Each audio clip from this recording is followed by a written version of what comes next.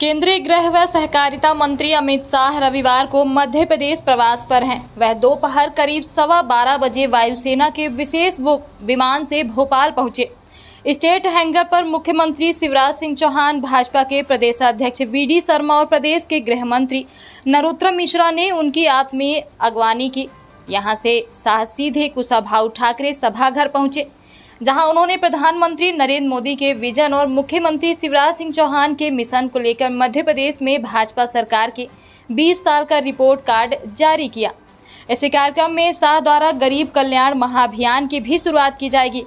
यहां के बाद शाह ग्वालियर जाएंगे, जहां वह मध्य प्रदेश के मन में मोदी का उद्घोष करेंगे। केंद्रीय गृह मंत्री अमित शाह ने गरीब कल्याण महाअभियान कार्यक्रम को संबोधित करते हुए कहा कि हमने एक बीमारू राज्य को 20 साल में विकसित राज्य के रूप में आगे ले जाने का काम किया है। आत्मनिर्भर मध्य प्रदेश की नींव इन वर्षों में रखी गई। शाह ने कहा कि मध्य प्रदेश का गठन 1956 में हुआ, तब से 2003 तक कांग्रेस का शासन रहा। मध्य प्रदेश को 53 साल में बीरारू राज्य बनाया। आने वाले अमृतकाल का समय मध्य प्रदेश के लिए बेमिसाल साबित होगा। हर क्षेत्र में एमपी आगे बढ़ रहा है। एमपी के सभी अंचलों तक विकास पहुंचाया है। अमित शाह ने भरोसा जताया कि 2024 में लोकसभा की पूरी सीट हमें जनता देगी। उन्होंने कहा कि 2003 में बंटाधार की सरकार को हटाकर उमा भारती के नेतृत्व में भाजपा की सरकार बनी और इसके बाद मुख्यमंत्री शिवराज सिंह चौहान के नेतृत्व में 20 साल में विकास के कार्य हुए हैं। मध्य प्रदेश को आत्मनिर्भर बनाने का काम किया है। मैं मध्य प्रदेश की जनता को कहने आया हूं कि यह गरीबी से मुक्ति का चुनाव है। आबादी के 10% लोग गरीबी रेखा से ऊपर आए हैं। शाह ने कहा कि मोदी के नेतृत्व में आज भारत नंबर 1 बना है। एमपी की जनता को चुनना है कि घोटालों की बंटाधार की सरकार चाहिए या मोदी के विकास में आप सहभागी बनेंगे। महान भारत बनाने के मोदी के सपने में आप सहयोग करें। मोदी जी के समय में 60 करोड़ से ज्यादा गरीबों का, भारतीयों का जीवन स्तर उठाने का काम हुआ है। 14 करोड़ लोग यानी 10 करोड़ भारतीय गरीबी रेखा से ऊपर आ चुके हैं। और आजादी के बाद ऐसा समय कभी नहीं आया कि एक 10 साल के समय में 10% लोग, आबादी के 10%, गरीबों के नहीं कहता, गरीबों की गिनेंगे तो 15%, 10% लोग गरीबी रेखा के ऊपर आए हैं। और इसीलिए मोदी जी को गरीब कल्याण का पुरोधा मानते हैं गरीब। और इसका मैक्सिमम फायदा जो 2-3 राज्यों को मिला है, उसमें से एक हमारा 9 करोड़ की आबादी वाला मध्य प्रदेश है। और उन्होंने हर क्षेत्र में प्रगति की है।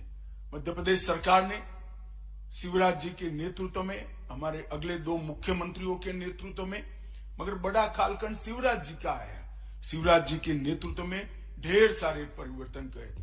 और मैं मानता हूं और मैं चाहता हूं कि दाए बाए भड़काए बगैर श्रीमान बंटाधार और कमलनाथ जी इन चीजों का स्पेसिफिक जवाब दें कि 2002 में आपने बजट का कुल आकार 23,100 करोड़ पर छोड़ा था।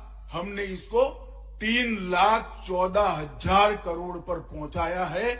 और ये वृद्धि का दर समग्र देश में दूसरे नंबर पर है। इसका जवाब कांग्रेसियों ने देना चाहिए। मित्रों, बीच में 15 महीने कांग्रेस की सरकार भी रही। एक प्रकार से मध्य प्रदेश की 9 करोड़ की जनता के लिए एक 15 महीने का कांग्रेस का शासन तुलनात्मक अभ्यास के लिए, कंपैरेटिव स्टडी के लिए उपलब्ध है। क्या किया इन्होंने 15 महीने? और मैं फिर से कहता हूं, श्रीमान बंटाधार और कमलनाथ ने इधर उधर की बात करे बगैर इसका जवाब देना चाहिए। आपने, मोदी जी और शिवराज जी ने जो गरीब कल्याण की योजनाएं चालू की थी, सब योजनाओं को या तो बंद कर दिया या इसका पोषण करना बंद कर उसको लंगड़ी कर दी। गरीब कल्याण की पूरी हमारी मूवमेंट को कांग्रेस ने लंगड़ा करने का काम किया, अपाहिज करने का काम किया। और ये कमलनाथ जी की सरकार को सोशल मीडिया वाले करप्शन नाथ की सरकार कहने लगी। इस प्रकार का काम हुआ। इस्तीफे की 15 मिनट पहले कभी कोई मुख्यमंत्री साइन नहीं करता। 63,000 करोड़ के मोबाइल का घोटाले के आरोप पर साइन हुआ।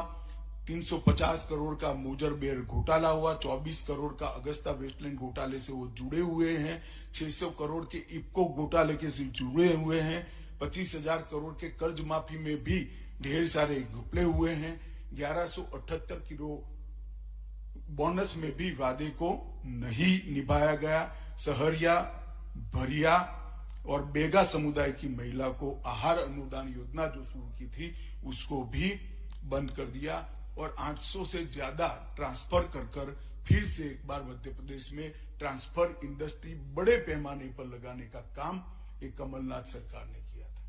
उन्होंने अपने 1.5 साल का 15 महीने की शासन का जवाब मध्य प्रदेश की जनता को जरूर देना चाहिए। पॉलिटिकल वेंडेटा को तहसील तक पहुंचाने के अलावे उन्होंने कुछ नहीं किया, गरीब कल्याण की योजनाओं को बंद करने के अलावे कुछ नहीं किया।